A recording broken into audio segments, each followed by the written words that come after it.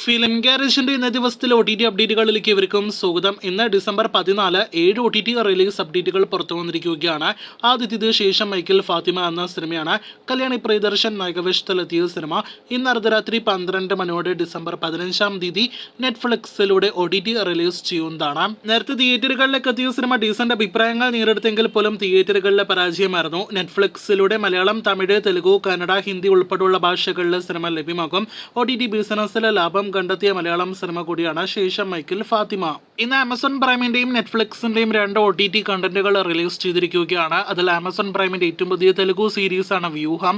തെലുഗു ഭാഷയിൽ മാത്രം പ്രൈമിലൂടെ ഇന്ന് ഈ സീരീസ് OTT റിലീസ് ചെയ്തിരിക്കുകയാണ്. നെറ്റ്ഫ്ലിക്സിലൂടെ OTT റിലീസ് ചെയ്തിരിക്കുന്ന സീരീസ് ദി ക്രൗൺ ആണ്. ക്രൗണിന്റെ അവസാനത്തെ സീസന്റെ അവസാനത്തെ പാർട്ടാണ് ഇന്ന് നെറ്റ്ഫ്ലിക്സിലൂടെ റിലീസ് ചെയ്തിരിക്കുന്നത്.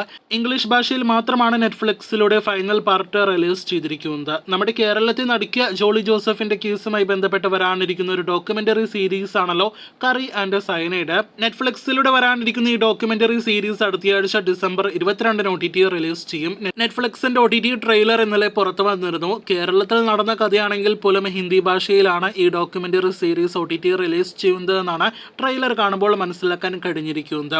എക്സ്ട്രാ ഓർഡിനറി മാൻ കഴിഞ്ഞ ആഴ്ച തിയേറ്ററുകളിലേക്ക് എത്തിയ ഏറ്റവും പുതിയ തെലുഗു സിനിമയാണ്. തിയേറ്ററുകളിൽ പരാജയപ്പെട്ട സിനിമയുടെ OTT അവകാശങ്ങൾ ഇനിയും വിറ്റഴിക്കപ്പെട്ടിട്ടില്ല എന്നാണ് അറിയാനായിട്ട് കഴിഞ്ഞിരിക്കുന്നത്. ഡിസ്നി പ്ലസ്, ഹോട്ട്സ്റ്റാർ അതല്ലെങ്കിൽ നെറ്റ്ഫ്ലിക്സ് സിനിമയുടെ റൈറ്റ് സ്വന്തമാക്കാൻ സാധ്യതകളുണ്ട്. മലയാളത്തിൽ ഉൾപ്പെടെ OTT റിലീസ് പ്രതീക്ഷിക്കുന്ന ഈ തെലുഗു സിനിമ അടുത്ത മാസം ജനുവരി മാസം OTT റിലീസ് ചെയ്യുന്നതാണ്. വീഡിയോയിൽ അവസാനത്തെ 2 സിനിമകളുടെയും അപ്ഡേറ്റുകളും 2 അന്യഭാഷാ സിനിമകളുടേതാണ്. അതിലൊന്ന് സപ്തസാഗർദാചെ യെല്ലോ സൈഡ് ബി എന്ന ചിത്രത്തിന്റെ അപ്ഡേറ്റ് ആണ്.